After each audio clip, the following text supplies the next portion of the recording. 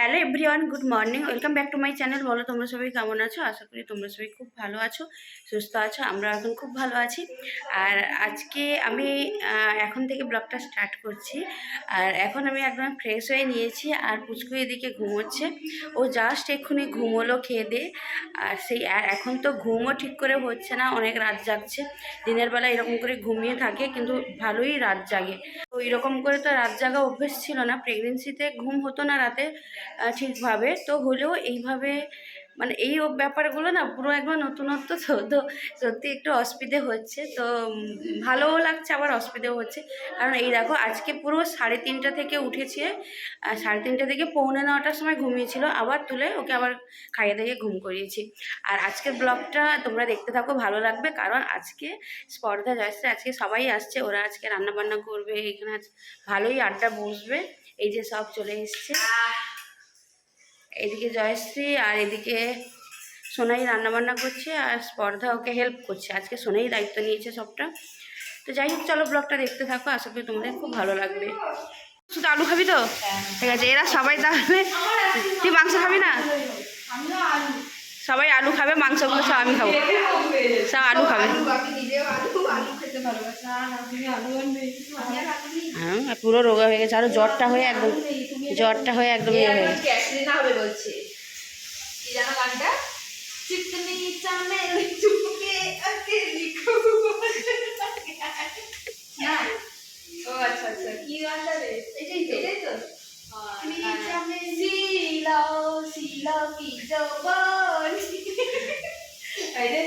সত্যি অনেকদিন পরে মনে হয় আমি তোদের সঙ্গে আবার এরকম হাসছি।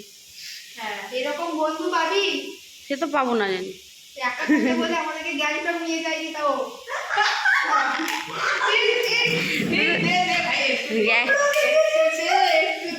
এই তো দেখলে, এসেই শুরু হয়ে গেছে আমাদের আড্ডা। আর আমি যেহেতু এখন একা আছি, তো ওই জন্য আমাকে হঠাৎ করে ফোন করে বললো যে তুই বাড়িতে একা আছিস, আমরা যাচ্ছি আজকে তোর বাড়িতে রান্নাবান্না করব, আর সারাদিন আমরা ওখানে থাকবো। তো কথাটা শুনে আমি এতটা খুশি হয়েছিলাম, কারণ এই অবস্থাতে তো আমি বেরোতে পারছি না, আর মামা দিদা বাড়ি গেছে, একাই ছিলাম। তো ওরা আসতে এতটা খুশি হয়েছে। আর ওইদিকে এসেই কিন্তু সোনাই রান্নাবান্না করতে শুরু করেছে। আর এইবার আমরা প্ল্যান করেছিলাম যে না, বেশি কিছু রান্নাবান্না হবে না, হয় একটা মাছের ঝোল, না হলে মাংস, যাই হোক একটা। তো আমাকে জিজ্ঞেস করেছিল, দিয়ে ওরা বলে যে ঠিক আছে, মাংসের ঝোলই হোক, মাংসের ঝোল আর ভাত হবে, আর তেমন কিছু হবে না। ওটাই সোনাই রান্না করছে, আর আমরা এদিকে বসে গল্প করছি। অনেক দিন পরে এই আড্ডাটা বসছে, আর পুরো একদম সন্ধ্যে পর্যন্ত সবাই ছিল। মানে যার অ্যানিভার্সারি সে বেশ বলছে ভালো যে লাগবে। অ্যানিভার্সারি হবে কিনা কি হবে জানে না। ও আচ্ছা, এইটা জিমিচু নাকি?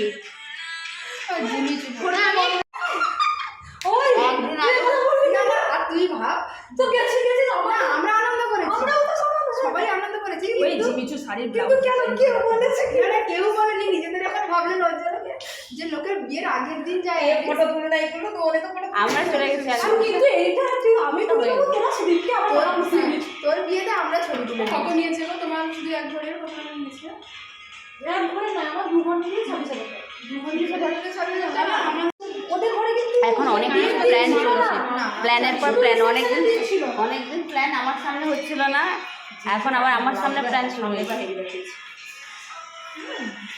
পূজা কিছু আছে, তোরা তো আসলে কিন্তু বলছিস যে আমাদের ছবি পাঠিয়ে দিয়ে তোরা কি না হয়নি রে? অর্ডার দে, সব তিনজনে তিনটা অর্ডার। কি কালার নিবি তোরা?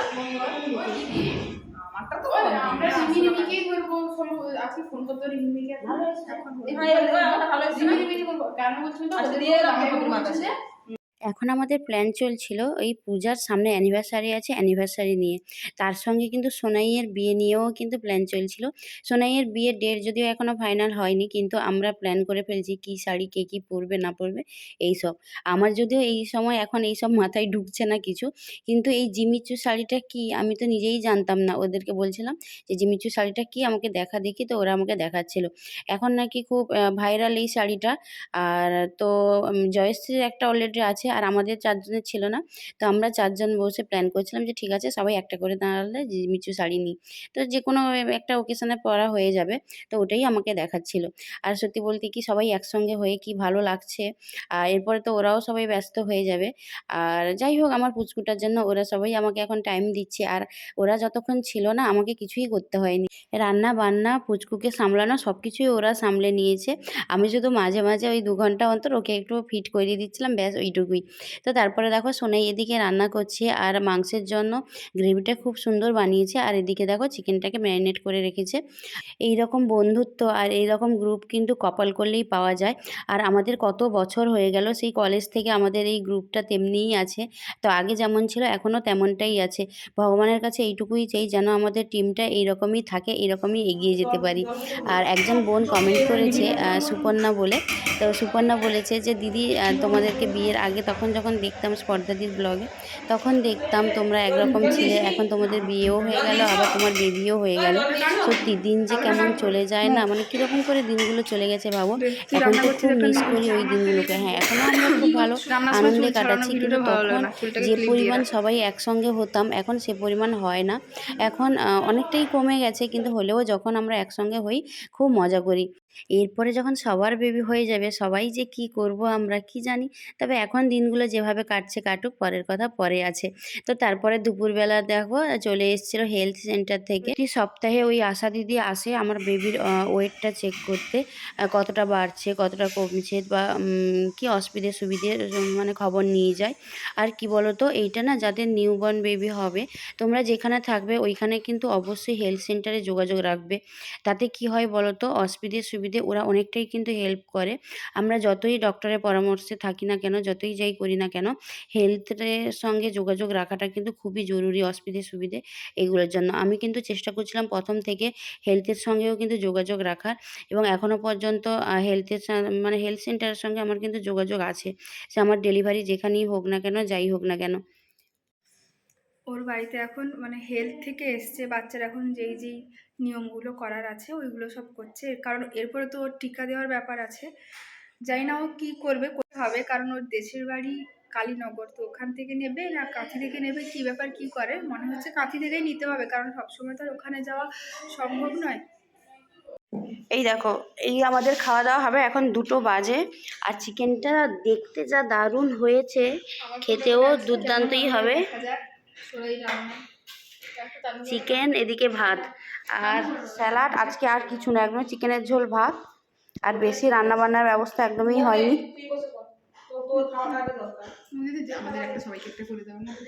দাঁড়া নিয়ে নিচ্ছি।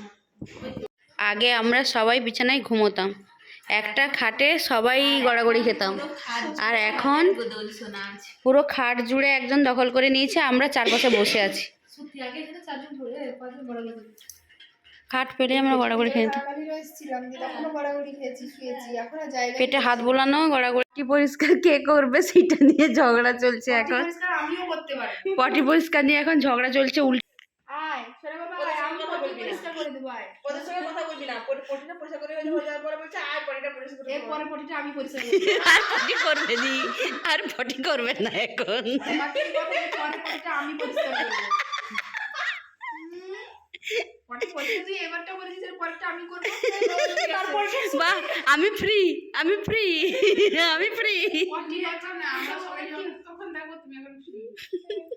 তুই আমি আমি এখন ফ্রি, পুরো একদম আমি শুয়ে আছি, সব হয়ে যাচ্ছে। ঘ্যাম দেখ মানে বল। এই দেখো বান্ধবীরা থাকলে কত সুবিধে, কিচ্ছু করতে হয়নি, কুচুকে ঘুম করিয়ে দিল, সব কিছু রেডি করে, আমার জামা কাপড় যা বাইরে ছিল সব তুলে এনেছে, সব কিছু করে দিয়েছে। এই যে এখন সব গল্প চলছে, আর আরেকজন এখন আবার ফল কেটে দিচ্ছে। তুই লুকিয়ে যাচ্ছিস কি জানো রে? একদম ফ্রি, সত্যি বলতে কি। ভগবান সবার ঘরে আসে না, এখানে ওখানে বসিয়ে দিয়েছে। আর তোর ঘরে কার্তিকটা পুরো তোর মুখটা, পুরো ওর মুখটা না পুরো ছোটবেলার। কি করবো? আরে ভগবানকে দেখবি। আমার বাবা বলে দিয়েছে, আমার সেখান থেকে আমার বাবা শ্বশুরকে বলে দিয়েছে কার্তিক ঠাকুর বসালে আমি কোথাও গাছের গোড়ায় দেখেছি, আমার ঘরে পাশে সব না। অনেকে কেন রেখে দিয়ে আসে অন্য জায়গায়, কারণ তার কারণ আছে, তাই তো বাচ্চা হয়তো নেই। তো সবাই বসে গল্প করছিলাম, আর সন্ধ্যের দিকে আমার শ্বশুরমশাই আর আমার দেওর এসছে পুচকুকে দেখতে। আর আমার দেওর এই ফার্স্ট টাইম এলো আমার পুচকুকে দেখতে, কারণ ভাই তো এক বাড়িতে থাকে না, ভাই থাকে আসানসোলে, তো এই জন্য আসতে পারেনি। আর ফার্স্ট টাইম দেখতে এলো, আর তাই মিষ্টি অনেক কিছুই এনেছে। তো ওরা সবাই বাবার সঙ্গে দেখা করলো, দিয়ে কথা বলছিল। আর বাবা বলল যে সবাইকে মিষ্টি খাওয়াও, আর ওদেরকে বলছিল যে একটু ওয়েট করে যাও, একটু পরে যাবে। তো ওরা আর ওয়েট করেনি, আর ততক্ষণই সঙ্গে সঙ্গে রেডি হয়ে আর বাবা যে মিষ্টি নিয়ে এসেছিলো ওরা মোটামুটি মিষ্টি খেয়ে তারপরে কিন্তু বেরিয়ে গেছিলো। আর বাবার সঙ্গে এর আগেও বাবার সঙ্গে দেখা হয়েছে, সত্যি আজকে সারাটা দিন এত আর ভালো কেটেছে, আর সত্যি বলতে কি আমরা কাছাকাছি থাকি বলেই এটা সম্ভব হয়। না হলে কিন্তু এটা হয়তো হতো না, যদি আমরা খুব দূরে, দূরে যদি আমাদের বিয়ে হয়ে যেত বা দূরে, দূরে যদি থাকতাম। তো যাই হোক, তারপরে ওরা চলে গিয়েছিল। চলে যাওয়ার পরে আমি এখন চা বসিয়েছি। কারণ বাবা আর ভাই এসছে।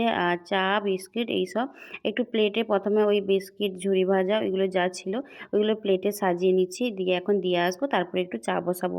তো বাবা এর আগে এসেও দেখে গেছে পুচকুকে, আর ভাইই ফার্স্ট এলো। এত বছর পরে এত ছোট বাচ্চা বাড়িতে, সেটা আমার শ্বশুরবাড়ির দিক থেকে হোক বা আমার বাবার বাড়ির দিক থেকে হোক, সবাই এত খুশি। তো ভাইও প্রথম দেখে এত খুশি হয়েছে। ভাই এমনি তো আসতে পেরেছিল না। তো ফার্স্ট দেখে না ওকে এত খুশি না, মানে ওটা দেখলেই মন ভরে যায়।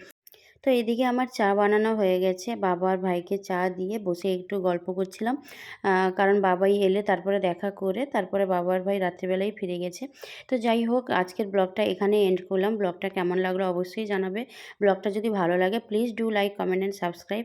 এখনও পর্যন্ত আমার চ্যানেলটা যারা সাবস্ক্রাইব করেনি প্লিজ চ্যানেলটাকে সাবস্ক্রাইব করে দিও। আর হ্যাঁ, আমি কিন্তু এই রিসেন্ট একটা ফেসবুক পেজ ক্রিয়েট করেছি, যেটা লাইফ অফ মৌমিতা নামে। প্লিজ তোমরা আমার ফেসবুক পেজটাকে ফলো করে দিও। আর যেভাবে আমার ইউটিউব জার্নিতে আমার পাশে থেকেছো, ওইভাবে আমাকে সাপোর্ট করো, পাশে থেকো।